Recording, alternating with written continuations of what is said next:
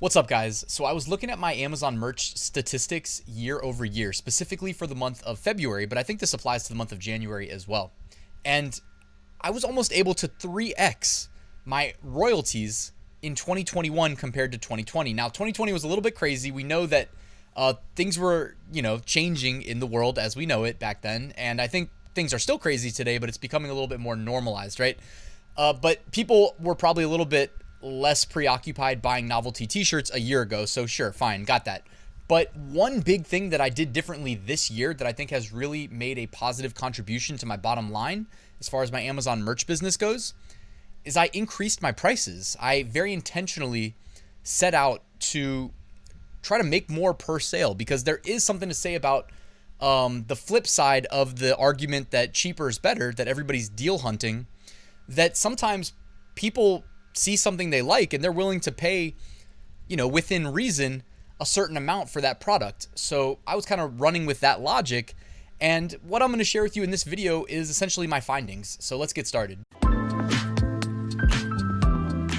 Quick reminder, I run a weekly print-on-demand giveaway. 2 lucky winners are selected every Sunday, and you can enter completely free using the link in the description. This week sponsored by Flying Research, print-on-demand research tools, AutomatePOD, print-on-demand design creation, automation, and All-American Graphics, premium Premade graphics for your designs. Also in the description, next to that, you'll find a link to my 7-day Amazon merch mini course and my Amazon merch Facebook group. If you would like to join, that'd be awesome.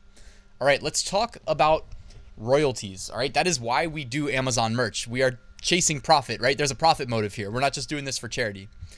Now, I think the best place to start with this discussion is the royalty page on Merch by Amazon's resource page. And why don't we just go ahead and read the paragraph and then look at the standard t-shirt price examples that they have provided us, all right? Royalties. You earn a royalty on every product sold. Your royalty is based on your product's purchase price, less any applicable tax and less Amazon's costs.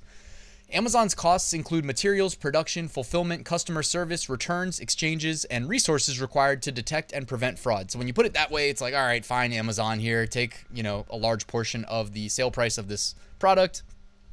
Fulfillment costs include picking and packing your product when a customer orders it and shipping your product to the customer, including shipping for Amazon Prime and free shipping eligible orders. For the US, the purchase price includes taxes that are calculated and added at checkout. The below calculation example does not include those. We don't need to see those because, the customer pays them anyways. For Europe and Japan marketplaces, the purchase price displayed on the product detail page and in the below calculation example is already inclusive of taxes. All right, so I cut that part out. Anyways, we're only looking at US market prices right here.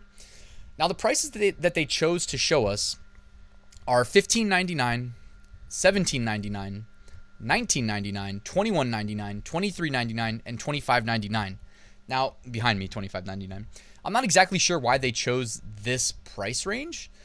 And then also, as I'm sure you guys are well aware, when you upload a shirt to Merch by Amazon, like a standard t-shirt design, the default price, the suggested price, is $19.99. So if I had to choose any price from this list, I'd probably be taking a good hard look at $19.99, given that's the suggested price that Amazon provides. And it is a nice, it checks all the boxes as far as pricing psychology. Like instead of $20 flat, they reduce the price by 1 penny, and it brings the number to the left of the decimal point down, which is always good for increasing click-through rate, conversion rate, etc.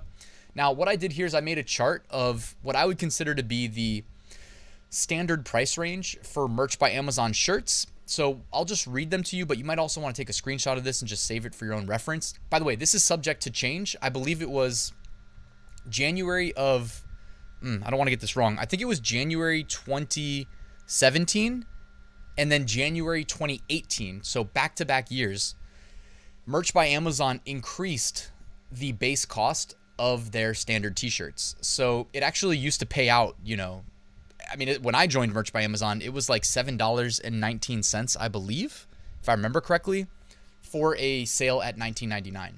I know that sounds awesome, right? We were a little spoiled back then.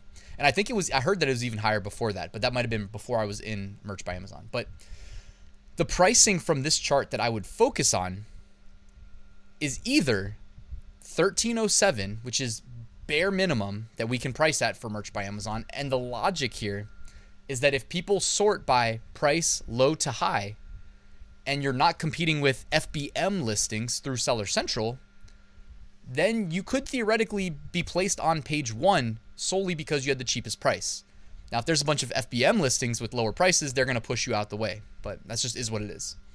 Now, if you're not going to go to 1307, based on my experience, 2 months, I was going to say 3 months, 2 months into the year so far, I think you may want to take a nice, long, hard look at $19.99. Seriously. I mean, I don't know if you gain any edge by pricing at like $17.99 versus $19.99.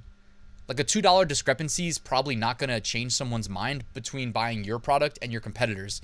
And then I think even more realistically, if you think about how people see, how the average customer sees search results on Amazon, by the way, most of them are probably on their phone, so you have even less to worry about if it's on a phone. But if it's on desktop, you still only see 4 products in a row, depending on your monitor width. I think the average monitor is seeing 4 products in a row. And of those 4, how many people are going to scroll down to the next 4? Like, we already know nobody's going to page 2 of search results, but how many people are going to go from the first row to the second row to the third row? Like, as long as you're ranked up there, which I don't think price has a big determining factor in. I think it has more to do with like your keyword optimization and of course your sales history and of course PPC if you're advertising. But beyond that, I think $19.99 seems fine, especially with the sales that I've had this year and especially when I compare them year over year. So real quick, let me just read these price ranges to you though for your reference. So at $13.07, that's minimum cost for a standard t-shirt, $0 earned is royalties. $13.99, you earn 70 cents. $14.99, you earn $1.45. Now, $14.99 seems like another one of those nice, it's not a round number, it's not a whole number, but it just seems one of those other like good pricing psychology numbers. $15.99, $2.21 royalty. $16.99, $2.96 royalty. $17.99, $3.72 royalty. $18.99, $4.48 royalty. $19.99, I put a star there because that's where I've been targeting most of my shirts. Also, the convenient part of that is you don't need to change your pricing when you upload. But again, when you're uploading, if you want to get that first sale, maybe you start at $13.07 and then after it sells and it's on Amazon's catalog forever at that point, then you could up the price to $19.99. Of course, you could also gradually increase the price. Nothing that I say is meant to be concrete. This is a dynamic situational marketplace, which is why I was able to create a full course talking about these things. Also your tier. I mean, based on your tier, you want to make different decisions. Like there's a lot of moving pieces here. So don't take this as gospel. This is just me kind of shedding light on what's been working for me lately, but I am in a high tier. I'm in tier 200,000 right now. So it's a little bit different, of course, if you're not to rub it in. Sorry. It is nice being in tier 200K though, I will say. All right, so $20.99, you make a $5.99 royalty. $21.99, $6.74. $22.99, $7.50 royalty. $23.99, $8.25 royalty. $24.99, $9.01 royalty. $29.99 behind me, $12.79 royalty. Now, I don't know that I've seen a $29.99 shirt, but I've heard of people getting away with charging that on Etsy. I myself never tried. The most I've ever charged for a shirt on Amazon merch that made semi-consistent sales was $25. And I did 25.00 because if people don't have Amazon Prime, they get free shipping. You know, the worst would be like $24.99 and you're like, damn it, I want free shipping, but it's a penny more. I'm a penny off, you know? So I did 25 flat and the $9 royalty is pretty nice. So as far as standard t-shirts go, I'm thinking $13.07 or $19.99. And if you've got just a killer shirt that's crushing and you're really early to a trend, you may want to venture north of $19.99 as long as you don't have too much competition, right? That's kind of a touchy subject though, and a lot of people may disagree. If you disagree, by the way, let me know in the comments below. I mean, I'm open-minded for sure. I'd love to hear you guys' feedback on pricing. And if you've got something that's working for you, definitely let me know. I should have brought in my girlfriend because she's been crushing. She's charging like $25 for a premium shirt. And she said she did it because she didn't want to make any less off that than she was off the standard shirts. And so she's been making like, I think $6 royalty per sale off the premium shirt. And it was crushing. It was selling like daily, sometimes multiple times a day. So it really led me to believe that like the pricing really doesn't matter that much. Seriously. Especially again, guys, open up the Amazon website on your phone and scroll and put yourself in the buyer's shoes. It's important to see things like, you know, you start by shifting your focus from the buyer to the seller, but then sometimes you got to go back from the seller perspective to the buyer perspective to better optimize for it.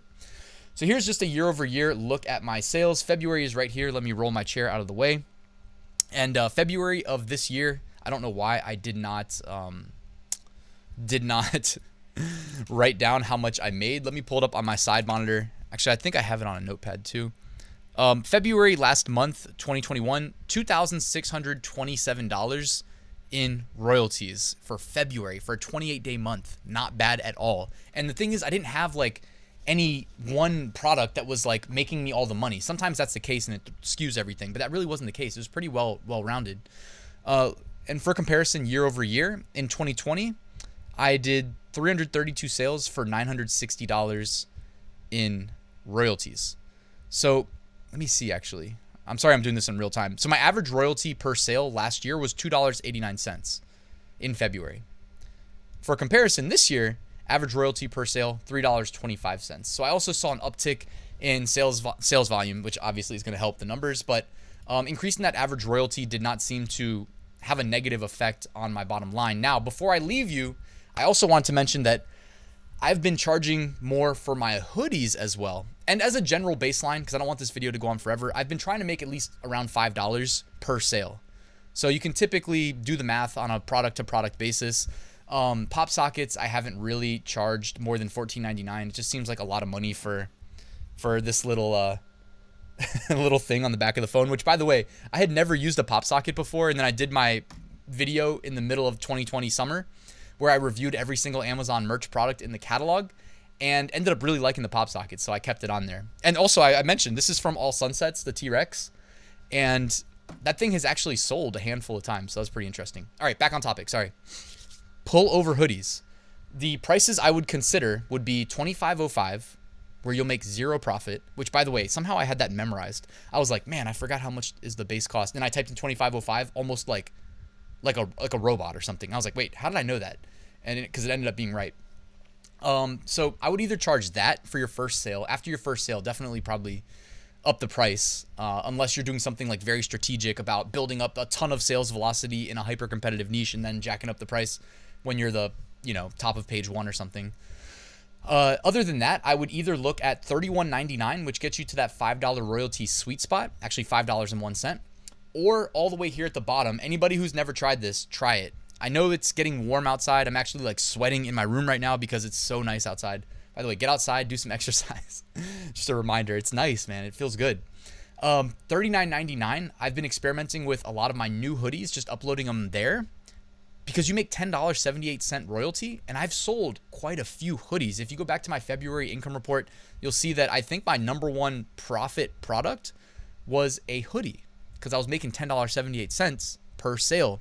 And what this has kind of led me to explore is, should I be prioritizing uploading to hoodies instead of standard shirts if every hoodie sale makes me 2x the income that a standard shirt would? So it's something that I'm not saying anything concrete yet. Still in the experimental phase, but I did mention probably like 2 or 3 months ago that I was going to start upping my Amazon merch prices, running this experiment, and I would let you guys know, so I wanted to follow through. And that's pretty much it, guys. Thank you for watching till the end. I appreciate it.